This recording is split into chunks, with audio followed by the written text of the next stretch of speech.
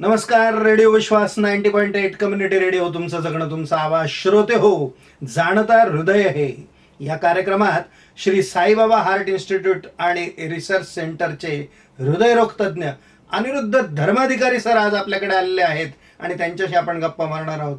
Doctor, खूप खूप स्वागत आहे तुमचं रेडिओ विश्वास. धन्यवाद हरिभाऊ. नमस्कार नाशिककर. डॉक्टर, आपण जाणता हृदय हे हृदयाशी संबंधित आपण गप्पा मारतो आहोत, त्याच्या विविध पैलूंविषयी गप्पा मारतो आहोत. पण तुमचं सर जाणता हृदय हे या नावाचं पुस्तक पण आहे. नक्कीच. हे नेमकं काय हो, का तुम्हाला वाटलं हे लिहावंसं? जाणता हृदय हे हे पुस्तक हे म्हटलं तर संकलन आहे मी लिहिलेल्या अनेक विषयांवरचं हृदयासंबंधीच्या. मी 2000 साली नाशिकमध्ये प्रॅक्टिस करायला सुरुवात केली आणि त्यावेळेसची परिस्थिती, आता त्याला 23 वर्ष झाली, त्यावेळेसची परिस्थिती अशी होती की लोकांना हृदयाच्या आजारांबद्दल खूपशी माहिती नव्हती. हार्ट अटॅक येतो म्हणजे छातीत दुखतो याच्या पलीकडे माहिती नव्हती की हार्ट अटॅक हा हृदयाच्या रक्तवाहिनीतल्या ब्लॉकेजमुळे येतो, ती रक्तवाहिनी बंद झाल्यामुळे हार्ट अटॅक येतो आणि आपल्या हृदयात अनेक रक्तवाहिन्या असतात, त्यातल्या एक रक्तवाहिनी बंद झाल्यामुळे हार्ट अटॅक आला आणि अजूनही परत आपल्याला हार्ट अटॅक येऊ शकतो, याबद्दल लोकांना कल्पना नव्हती. हे जसं हार्ट अटॅकचं झालं तसंच हृदयाच्या झडपांचे विकार आहेत, त्याबद्दलही लोक खूप अनभिज्ञ होते की त्यांना झडप म्हणजे काय, त्याचं काम काय, ती बिघडली म्हणजे काय झाली, ती अरुंद झाली म्हणजे काय होतं, त्याच्यात लिकेज आला म्हणजे काय होतं आणि त्याच्यावर उपाय करण्याची गरज का आहे, तो उपाय केव्हा करावा, असे अनेक प्रश्न असायचे. असं प्रत्येक हृदयाच्या आजाराबद्दल असायचं. अगदी फुफ्सात होणाऱ्या रक्तवाहिन्यांमधल्या गाठींबद्दल सुद्धा त्यांना ही कल्पनाच नसायची. जर एखाद्या व्यक्तीच्या छातीमध्ये दुखत असेल, त्याची स्ट्रेस टेस्ट केली मी, तर ती स्ट्रेस टेस्ट म्हणजे काय असते, का करायची असते, त्यातून काय निदान होतं आणि त्याच्या निष्कर्षाप्रमाणे आपण पुढे काय करायचं असतं, याबद्दल खूप अनभिज्ञता, अज्ञान होतं, माहिती नव्हती लोकांना. आणि त्याबद्दल माहिती उपलब्धतेचे स्रोत पण कमी होते की यूट्यूब नव्हतं तेव्हा, वर्तमानपत्रातून खूप कमी लेख यायचे, पुरेशी पुस्तकं नव्हती. त्यामुळे मी प्रॅक्टिस सुरू केल्यापासून त्या आजारांबद्दल लिखाण करायला सुरुवात केली. माझा असा अनुभव होता की मी जेव्हा नवीन आलो नाशिकमध्ये, जेव्हा एखाद्या व्यक्तीला त्याच्या जी काही लक्षणं आहेत, ज्या तपासण्यांचे निष्कर्ष आहेत, त्यावरून म्हटलं की तुम्ही अँजिओग्राफी करून घ्या, की तो रुग्ण गायब व्हायचा, तो परत दिसायचाच नाही मला. कारण त्यांच्या मनात खूप भीती होती या अँजिओग्राफी, अँजिओप्लास्टी, बायपास सर्जरी किंवा व्हॉल्व रिप्लेसमेंट सर्जरी म्हणजे झडप बदलण्याची शस्त्रक्रिया, या ज्या गोष्टींबद्दल खूप भीती असायची. त्यांना खूप सारे प्रश्न असायचे. मग बायपास सर्जरी केली तर मी काम करू शकेल का, मग मी आधू होईल का, किंवा अँजिओप्लास्टी झाली तर मग तो स्टेंट पुढे सरकेल का, किंवा मग त्या स्टेंटचं आयुष्य किती असतं, आणि ते त्यांचे प्रश्न रास्त आहेत. बायपास शस्त्रक्रिया इतकी मोठी असते की ती बघून लोकांच्या मनात साहजिकच शंका निर्माण होते, भीती निर्माण होते की जर मी बायपास केलं तर माझं जड काम करण्याचा व्यवसाय, मी शेती करतो, तर मी हे सगळं करू शकेन का. तर या सगळ्या शंकांना उत्तर देण्यासाठी मी लिहायला लागलो आणि जवळपास सर्व वर्तमानपत्रातून मी लेख मालिका दिल्या. त्याबद्दल लोकांमध्ये जागृती पसरवण्याचा माझ्या पद्धतीने प्रयत्न केला आणि या अनेक लेखांचं संकलन करून मी जाणता हृदय हे पुस्तक लिहिलं की ज्याच्यात सर्वसामान्यांच्या मनात ज्या काही शंका आहेत, अगदी हृदयरोग काय आहे किंवा हृदय काय आहे, हृदयाचं काम काय आहे, त्याचे आजार कुठल्या कुठल्या प्रकारचे असतात, त्याची लक्षणं काय असतात, त्या आजारांना प्रतिबंध करण्यासाठी आपण काय करू शकतो, ब्लड प्रेशर, डायबिटीस हे काय प्रकार असतात, कोलेस्ट्रॉल काय असतं, मग त्याच्यावर उपचार काय करायचे, अँजिओप्लास्टी, अँजिओग्राफी काय असतं.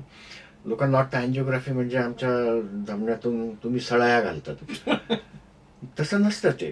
पण त्यांना असं वाटतं की तुम्ही हृदयापर्यंत नाही तर कसं काय पोचतं. हे जे कॅथेटर्स असतात ते खूप फ्लेक्सिबल असतात, लवचिक असतात, ते काही सळाया नसतात. त्या आपल्या रक्तवाहिनीचा जो कर्व असतो किंवा बाक असतो त्याप्रमाणे आकार घेतात आणि पुढे जातात. तेव्हा ते रक्तवाहिनीला कुठल्याही प्रकारची इजा करत नाहीत. पण हे सगळं आपण समजावून सांगणं आणि प्रत्येक पेशंटला तीच गोष्ट समजावून सांगणं थकून झालं होतं. त्यापेक्षा त्यांना जर आपण या गोष्टी लिहिलेल्या लिखित स्वरूपात दिल्या तर त्या वाचता येतात आणि त्यांच्या मनात असलेल्या शंका दूर होतात. डॉक्टर, खरंच हा तुमचा उपक्रम अतिशय स्तुत्य, आणि जे तुम्ही वर्तमानपत्रातून लिहिलं ते एकत्रित या ठिकाणी मिळतं, त्यामुळे त्याचं महत्व अजून जास्त आहे. पण तरी सुद्धा लोकांमध्ये आजही खूप शंका आहेत, आणि त्याकरता आपला हा जो जाणता हृदय हा जो कार्यक्रम आपण करतो आहोत रेडिओवरती, तो खरंच लोकांना उपयोगी ठरेल असं मला वाटतं. माझी खूप प्रामाणिक इच्छा आहे की हा कार्यक्रम जास्तीत जास्त लोकांनी ऐकावा आणि त्या माध्यमातून त्यांच्या मनात ज्या शंका आहेत, अगदी तेल कुठलं वापरावं, मीठ किती खावं, गूळ वापरावं की साखर वापरावी, मग ECG कधी करायचा, स्ट्रेस टेस्ट कधी करायची, अँजिओग्राफी कधी करायची, ह्या ज्या शंका आहेत त्यांच्या मनातल्या, त्या शंकांचं निरसन व्हावं. आता जसं मी बोललो की 20 वर्षापूर्वी अशी परिस्थिती होती की मी अँजिओग्राफी सांगितल्यावर लोक गायब होऊन जायचे. आता पेशंट स्वतःहून येतात की डॉक्टर मला छातीत दुखतं, मला त्रास होतोय, मला वाटतं एकदा अँजिओग्राफी करून घ्यावी म्हणून. हा बदल गेल्या 23 वर्षात मी बघितलेला आहे. डॉक्टर, या सगळ्याची म्हणजे एखाद्याला आजार आहे हे ओळखण्यासाठी, किंवा अगदी मी छान, माझी तब्येत एकदम छान आहे पण मला कधीतरी काहीतरी त्रास व्हायला लागला, तर मी नेमकी सुरुवात जी तपासण्यांची आहे ही कुठून करायला पाहिजे आणि नेमकी केव्हा करायला पाहिजे? खूप चांगला प्रश्न आहे हा. कारण आजार जे असतात, विशेषतः हायपरटेन्शन किंवा ब्लड प्रेशर, याला सायलेंट किलर म्हटलं जातं. सायलेंट किलर म्हणजे कुठलाही आवाज न करता आपलं नुकसान करणारी गोष्ट असते ही. याची प्राथमिक स्थितीमध्ये कुठलीही लक्षणं नसतात. डायबिटीसची सुद्धा फार कमी लक्षणं असतात आणि हृदयविकाराची सुद्धा जोपर्यंत ब्लॉकेज 60-70% होत नाही तोपर्यंत कुठलीही लक्षणं नसतात. त्यामुळे हे आजार प्राथमिक अवस्थेत असतानाच त्यांचं निदान होणं हितकारक असतं. आता आपण हायपरटेन्शनचं उदाहरण घेऊया.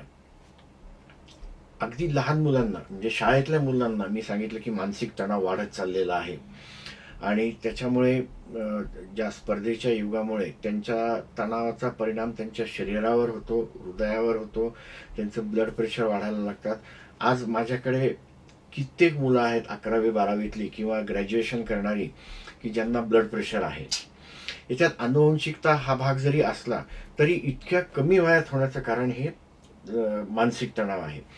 पण महत्त्वाचं काय आहे की हे ब्लड प्रेशर आत्ता आपण त्याचं निदान केलं आणि उपचार केला तरच शरीराची जी झीज होते या रक्तदाबामुळे ती आपण टाळू शकतो. बऱ्याच वेळा काय होतं की सर्दी पडसं झालं म्हणून डॉक्टरांकडे गेले, त्यांनी बीपीचं कफ लावला, बीपी मोजला आणि त्याला सांगितलं अरे बाबा तुझं बीपी तर 150-100 आहे. तर रुग्णाची पहिली प्रतिक्रिया अशी असते अविश्वासाची. काय सांगता डॉक्टर तुम्ही, मला काही त्रास नाही आणि तुम्ही म्हणता ब्लड प्रेशर वाढलंय, मी रोज 4 किलोमीटर चालतो, मी हे करतो, मी ते करतो, मला काही त्रास होत नाही, मला कधी चक्कर येत नाही, मला कधी छातीत दुखत नाही, आणि मग तुम्ही म्हणता ब्लड प्रेशर आहे, मग एवढ्या महागड्या गोळ्या लिहून देणार तुम्ही मला आणि त्या दररोज खायच्या 2 वेळेस आणि मग त्याच्यासाठी एवढे पैसे लागतात मला, हे गरजेचं आहे का? हो, गरजेचं आहे. कारण ब्लड प्रेशर जर आपण वेळीच ट्रीट नाही केलं तर साधारण 10 वर्षांनंतर त्याच्यामुळे होणारी जी शरीराची झीज आहे ती आपल्याला दिसायला लागते किंवा जाणवायला लागते. किडण्यांमध्ये होणारे बदल, किडण्यांची क्षमता कमी होणं, पॅरालिसिस अटॅक होण्याची शक्यता वाढणं, हार्ट अटॅक येण्याची शक्यता वाढणं, हे सगळं दिसायला लागतं आणि त्यावेळेस वेळ गेलेली असते. त्यावेळेस जर तुम्ही म्हटलं अरे आता हार्टचा प्रॉब्लेम झाला डॉक्टर, आता मी घेतो ब्लड प्रेशरची औषध, आता मी परत नॉर्मल होईल ना, नाही. आत्तापर्यंत जी झीज झालेली आहे ती भरून निघत नाही. त्यामुळे तुम्ही आता याच्या पुढची काळजी घ्यायला चांगली गोष्ट आहे. याच्या आधी घेतली असती तर अजून चांगलं झालं असतं. तर आता परत आपण तुमच्या प्रश्नाकडे येऊया की चाचण्या कधीपासून चालू करायला हवं. लक्षणं जाणवायची वाट बघायची नाही बघायची. तर सध्याचं एकूण चित्र बघता पूर्वी जे मी सांगायचो की वयाच्या 40 नंतर तुम्ही चाचण्यांना सुरुवात करा, मी म्हणेन की वयाच्या 30 नंतर आता चाचण्यांना सुरुवात करा. किमान ब्लड प्रेशर तर नियमित चेक करा, 6 महिने ते 1 वर्षातून, आणि वेगवेगळ्या वेळेस चेक करा. रक्तातली साखर, रक्तातलं कोलेस्ट्रॉल हे चेक करा, रक्तातल्या थायरॉइड हार्मोन्सची लेवल चेक करा, व्हिटॅमिन B12 चेक करा. कारण मी सांगितलं होतं की व्हिटॅमिन B12च्या कमतरतेमुळे होमोसिस्टिन वाढतं. होमोसिस्टिन वाढल्यामुळे रक्तातल्या लघुपेशींचा चिकटपणा वाढतो आणि रक्तात गुठळ्या होण्याचं प्रमाण वाढतं. त्यामुळे व्हिटॅमिन B12 अर्थात त्या B12च्या कमतरतेची इतरही अनेक लक्षणं असतात, पण हृदयाच्या दृष्टीने महत्त्वाचं हे की त्याच्यामुळे रक्ताच्या गुठळ्या होण्याचं प्रमाण वाढतं. तर हे व्हिटॅमिन B12 चेक करत राहा. आणि 30 नंतर साधारण वर्षातून एकदा किंवा 2 वर्षातून एकदा ह्या चाचण्या करा. 40 नंतर मात्र दरवर्षी या चाचण्या करायला हव्या. 50 नंतर नंतर जरी एकदा नॉर्मल आल्या तरी 6 महिन्यांनी वर्षाने फ्रिक्वेंटली त्या चेक करायला करत हव्या. राहायला हवं. कारण आजार जर योग्य वेळी निदान झालं तर आपण चांगल्या प्रकारे प्रतिबंध करू शकतो. जसं मी ब्लड प्रेशरचं सांगितलं तसंच डायबिटीसच्या बाबतीत पण आहे. आता डायबिटीसमध्ये तरी काही प्राथमिक लक्षणं असतात जी ब्लड प्रेशरमध्ये नसतात. डायबिटीसमध्ये आपण बघितलं काय होतं की इन्सुलिनची कमतरता असते. पॅनक्रियासमधून इन्सुलिनचा स्त्राव कमी झाल्यामुळे रक्तातली साखर वाढते. रक्तातली साखर वाढल्यामुळे ती साखर शरीराबाहेर फेकण्यासाठी ती किडनीच्या मार्गाने जाते आणि ती साखर पाणी ओढून घेते. त्यामुळे साखरेबरोबर पाणीसुद्धा बाहेर जातं. त्यामुळे शरीरातल्या पाण्याचं प्रमाण कमी होतं, कारण लघवी वाटे बरंचसं पाणी जातं. ज्यांना डायबिटीस आहे त्यांचं सगळ्यात पहिलं लक्षण असतं की वारंवार लघवीला जावं लागणं. शरीरातलं पाणी कमी झालं की आपोआप घसा कोरडा पडतो, म्हणजे तहान लागते. आपल्या रक्तातली साखर जरी वाढलेली असली तरी ती काही कामाची नसते, कारण ती पेशींपर्यंत पोहोचत नाही इन्सुलिनच्या अभावी. कारण इन्सुलिन हे माध्यम आहे रक्तातली साखर पेशींपर्यंत पोहोचवण्याचं. तर इन्सुलिनचा अभाव असल्यामुळे पेशींपर्यंत पोषणद्रव्य किंवा अन्न मिळत नाही. मग पेशी उपाशी राहतात. मग पेशी मेंदूला सिग्नल पाठवतात की भूक लागली आहे म्हणून काहीतरी खायला पाहिजे. पण ते खाणं पेशींपर्यंत मग न पोचल्यामुळे पेशी हळूहळू सुरकुतून जातात, वजन कमी व्हायला लागतं. म्हणजे भूक वाढते, जास्त खाल्लं जातं, पण तरी सुद्धा वजन कमी होतं. काही लोकांना वाटतं अरे वा माझं वजन कमी होतंय, मी काही न करता वजन कमी होतंय. पण ही एक धोक्याची घंटा आहे. जर काही न करता वजन कमी होत असेल तर तुम्ही शुगर नक्कीच तपासून घ्या. इतरही कारणं असतात वजन कमी होण्याची, पण आपल्या दृष्टीने महत्त्वाचं साखर असतं. तर जास्त लघवीला होणं, जास्त तहान लागणं, भूक जास्त लागणं, जास्त खाऊन सुद्धा वजन कमी होत जाणं ही डायबिटीसची प्राथमिक लक्षणं असतात. तर अशा वेळेस जर रुग्णाच्या लक्षात आलं किंवा डॉक्टरांच्या लक्षात आलं की ही डायबिटीसची शक्यता असू शकते, तर त्यांनी डायबिटीससाठी ब्लड शुगर चेक करणं आवश्यक असतं. आणि तसंही वयाच्या 30 नंतर, कारण मी मागे सांगितलं होतं की आत्ताच्या बदलत जाणाऱ्या जीवनशैलीमुळे, आहार पद्धतीमुळे, विशेषतः फास्ट फूड आणि सॉफ्ट ड्रिंक्समुळे आजकाल कुठलीही पार्टी असेल लहान मुलांची, मोठ्या माणसांबद्दल तर बोलत नाही, पण लहान मुलांची पार्टी असली तरी ते सॉफ्ट ड्रिंक्स असल्याशिवाय त्याला मजा येत नाही. आणि मग ते प्रमाणाबाहेर झालं की कमी वयात डायबिटीस होतो. त्यामुळे पूर्वी जो 50 नंतर डायबिटीस दिसत होता तो आता 30 नंतर सुद्धा दिसायला लागलेला आहे. त्यामुळे शुगरची तपासणी सुद्धा योग्य वेळेस करायला हवी. व्यायामाच्या अभावामुळे कोलेस्ट्रॉल, ट्रायग्लिसराईड वाढतं, शुगर वाढतं आणि त्याच्यामुळे आजार होतात. तर कोलेस्ट्रॉल सुद्धा नियमितपणे तपासायला हवं. अजून एक प्रश्न असतो की आपलं वजन किती असावं. कालही मला एका पेशंटने प्रश्न विचारला की माझं वय 26 वर्ष आहे आणि माझी उंची 5 फूट 4 इंच आहे आणि वजन 65 किलो आहे, तर ते बरोबर आहे का. तर मित्रांनो, वजनाचा वयाशी खूपसा संबंध असतो.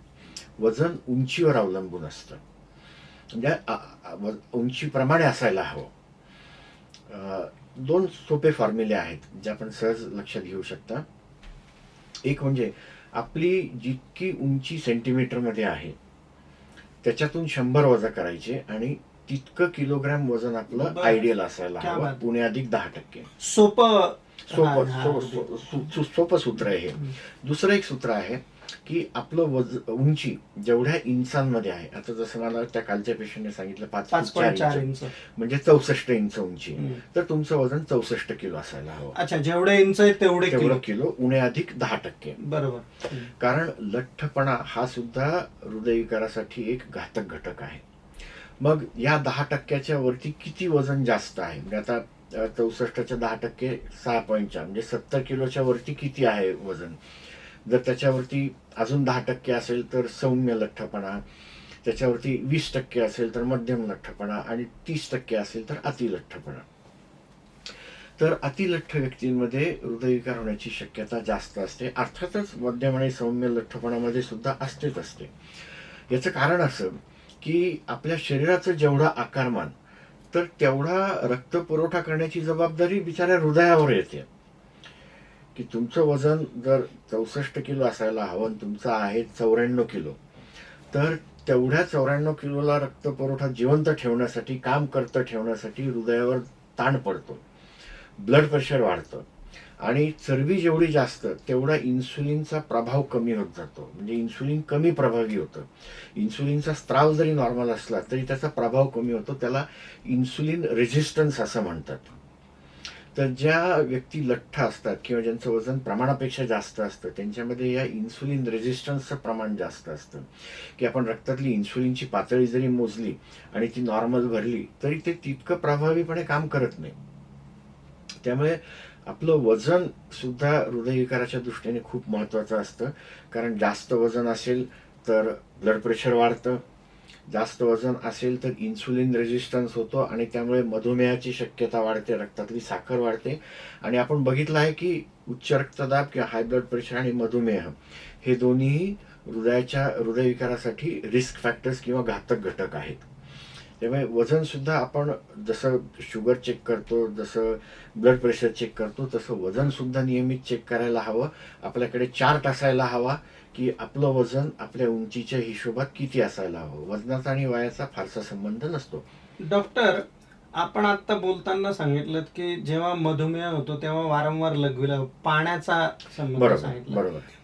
पाणी नेमकं किती प्यायला पाहिजे?